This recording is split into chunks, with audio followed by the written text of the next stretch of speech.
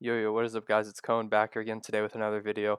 I'm sure most of you probably right now are watching March Madness. I have been watching it pretty much all day too, yesterday as well. You're seeing this video Saturday, so second day of March Madness. My bracket is completely destroyed, so it does not matter anymore. I'm just kind of rooting for chaos, which is cool. It's a lot of fun.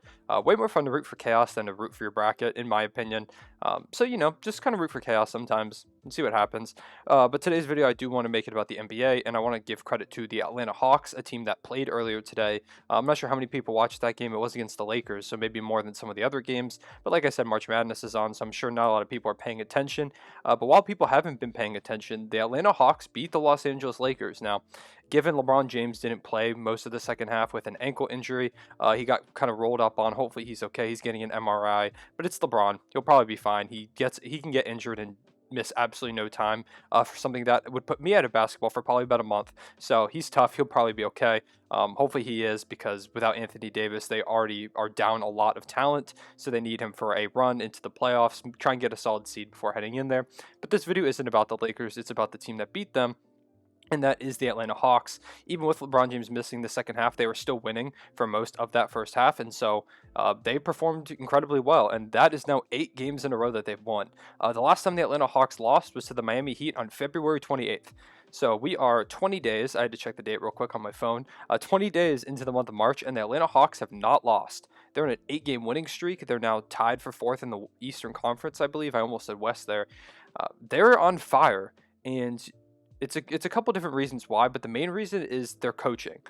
If you do not know or you don't remember, the Atlanta Hawks fired Lloyd Pierce right after they lost to the Miami Heat on February 28th, and since that game, they have not lost. They're now 8-0 under Nate McMillan, who was the Pacers coach last season. If you don't remember, he got fired. They replaced it with Nate Bjorken, and now you have Nate McMillan, who was serving as an assistant coach for the Hawks, now head coaching them in the interim until they find a long-term coach or stay with him. With the way he's performing, the way that this Hawks team's performing under him, I would not be surprised if he becomes their long-term coach. And he's done a lot of things right. There's been a ton of stuff that I've observed while watching their games, especially when I watched them play the Thunder a few days ago. There were a ton of stuff I observed that I kind of want to talk about in this video. First thing is the play of Trae Young under Nate McMillan. Now, Trae Young has always been a solid playmaker, but the way that Trae Young is getting players the ball under Nate McMillan is super, like, different. Not super different, but it's different. Nate McMillan is typically thought of as a defensive coach, and he is. That was a big complaint of his in Indiana. It was that he was really good defensively, but his teams were never great offenses. And this Hawks team looks like the opposite. They have performed like a really good offense. Given they have lost a little bit of flair on that side of the ball, it doesn't feel like they're scoring nearly as many points. They have had a couple games in this 8-game win streak, like they scored 121 against the Raptors, 121 against the Kings, but they've also had a few more games, like they scored 100 against the Cavaliers. That first game of the win streak, they beat the Heat only 94-80, but also allowing 80 points is something this Hawks team never would have done beforehand. Only 99 points against the Lakers, so it feels like they have been in some lower scoring affairs. But at the same time, it feels like the offense is so much more dynamic. I can speak firsthand because they destroyed the Thunder by 23 points, putting up 116 on our heads. They've also put up 119 on the Rockets, 121 on the Kings and the Raptors, like I said previously. So their offense is still good. It doesn't feel maybe a little less effective in terms of scoring points, but they're getting better looks. This Hawks team, they look like they're different. They're playing a lot harder, it almost feels like. It feels like they want to play for Nate McMillan, where there were a lot of reports that they didn't want to play for Lloyd Pierce, that there was a lot of problems under him. And that kind of translated into some, like, maybe not a lack of effort, but a lack of willingness to buy into the system. Right now, it looks like the Hawks are buying into the system. They've been getting a lot of good contributions from guys like I mentioned Trae Young. He has played way up to past what he was playing at the start of the season.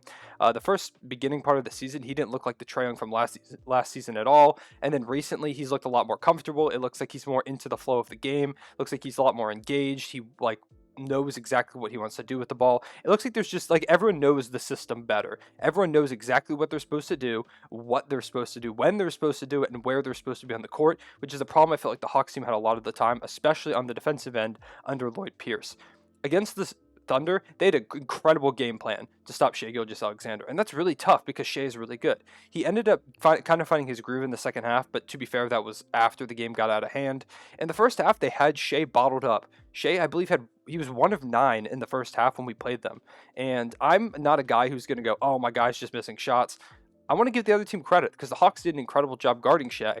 They had Tony Snell on him for a lot of the time, and Tony Snell, credit to him, has been really good for the Hawks. He was probably one of their more underrated pickups in recent history because it's been overshadowed by stuff like, oh, you got Danilo Gallinari, you got Rajon Rondo, you got Chris Dunn, you got all these new guys coming in this season, and people forgot about Tony Snell. And now Tony Snell has been a great defender for them. He uses his length to kind of get in Shea's face, and anytime Shea would get even like a foot inside that 3-point line, bodies were swarming him. And while he's able to pass out of that, we don't have a lot of options to then make shots outside of Shea. And so they would swarm Shea, get the ball out of his hands, and make other guys beat them. And no one else was beating them, so Shea tried to take over. It didn't work. Like I said, 1 for 9 shooting in the first half because they had just a really good defensive scheme to swarm. And then Clint Capella also would, if Shea got past that swarm, Clint Capella rotated over and would just get in the way. No matter who else was there, he was just blocking Shea off because he's obviously our most dangerous player on the offensive side of the court, and so they were focusing that down. When we played the Hawks the first time, Shea torched them. Like, it felt like he was getting, well, in the second half of the game, it did feel like Shea was getting easier shots, but the whole Hawks game, the first time we played them when we beat them, it felt like Shea was getting any shot he wanted. He put up 24 points, 5 rebounds, 4 assists. It was easy for him. And like I said, we won. And the second game, we got blown out. And these were 2 great opportunities for me to look at this team outside of the context of other teams, because I know what my team can do very, very well. I know everything there is to know about the Thunder. And so when I compare this game where we lost to that game previously, it was so much different, and they did so much better. They got better shots. They were making us pay for our mistakes way better. Their transition offense was incredible in this game. A lot of times in that past game, especially for a Hawks team that you feel like they have a ton of fun transition players, like Gallinari can pull it for 3, Trae Young likes to get out and run, John Collins and Clint Capella will go catch lobs in the transition game. It just felt like they weren't participating in that game as much. They weren't focusing on that. And Nate McMillan has them out and running. They were throwing lobs to Trae Young and John Collins were throwing lobs here and there. We were just getting torched, and that's really all I can say about that game. They just had good game plans, and that's what they've had a lot. They've been blowing people out. Like I said, they only scored 100 on the Cavaliers, but they held them to 82 points. They beat the Rockets by 12, although that's not a lot because everyone's been beating the Rockets. But they've just been better. There's not much more I can say, and I think that this really shows the importance of coaching because before Nate McMillan became the coach, the Hawks were super injured. And right now, while he's the coach, they're also super injured. And now they're just night and day. The Hawks were super disappointing before he came in, and now afterwards they're even exceeding expectations with that same injured roster. DeAndre Hunter, who's been a super integral part to this team, has not played since Nate McMillan came back. Cam Reddish has missed time. Chris Dunn still has not played for them. Bogdanovich and Gallinari are back, and they have been playing decently. Gallinari's had a couple huge games recently. I believe he's had upwards of 20 points a couple times. He had that one massive game against the Boston Celtics where he had like 10 threes. So he's been playing pretty well recently. But they've just got everything clicking right now. And that could be a little bit of the fact that they've played together longer. But I think a lot of it has to do with Nate McMillan, a guy who lost his job this past offseason and has really turned it around in Atlanta. I think he should end up getting hired, or he will end up getting hired as their full-time head coach for the rest of the season some point soon. I would be surprised if it's not in the next couple days. And I expect them to make him the long-term coach with the way they're playing because, like I said, they were super disappointing. And now he comes in, and it's like night and day. It's like it's not even the same Hawks team. And like I said earlier, they're now in the upper echelon of the Eastern Conference, and that kind of begs the question, can this Hawks team make some noise? And I think the answer is yes. Now, I'm not saying they're going to win the East. I'm not saying they're even going to win their first-round matchup.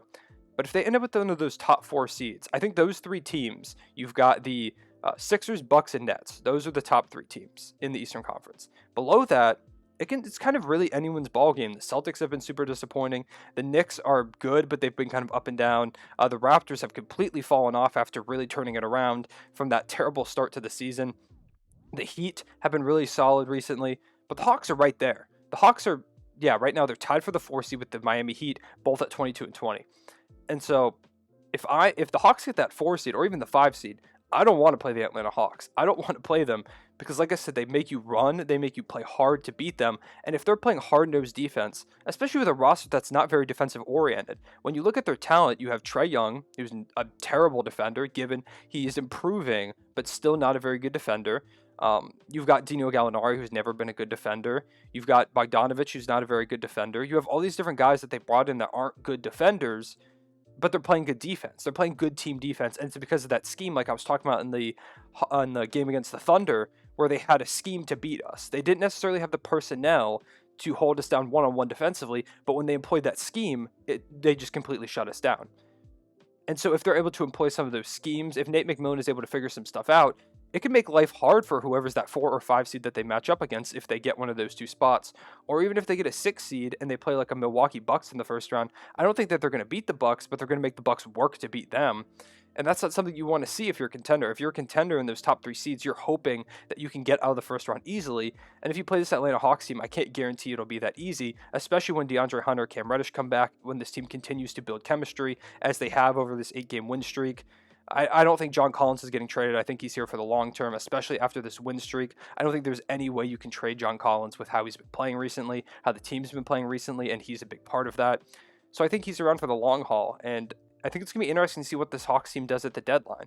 I just kind of want to talk about them because I feel like not a lot of people are talking about them. They've won a lot of games in a row. They're, like I said, now towards the top of the Eastern Conference, and they just haven't been mentioned a ton. And I guess that is because we've seen this before. They started the season really hot and then fell off, so we can't say for sure if this is for real, if it's going to stay. But it's a possibility. I think that they're going to give a team some hell in the first round, whether they win or not. I think the only chance they have of winning is if they're the 4 or the 5 seed, and they could beat that other team.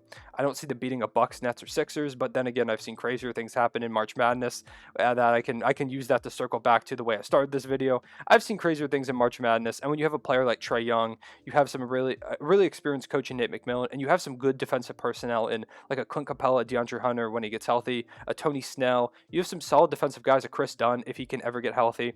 You have solid players to execute those defensive schemes. And if you add in decent defensive players to a scheme that's already succeeding with suboptimal defensive players, it's going to make you way more dangerous. So I just want to talk about the Atlanta Hawks. Keep an eye on them. I hope you're enjoying March Madness. I hope you're enjoying the NBA games too. More videos are going to come out. I might drop another video tonight of the recap of the NBA games from today. Maybe I'll drop a video in a couple of days talking about March Madness and like some of the prospects. So let me know if you want to see that. With that being said, I will see you guys later. Everyone, say back.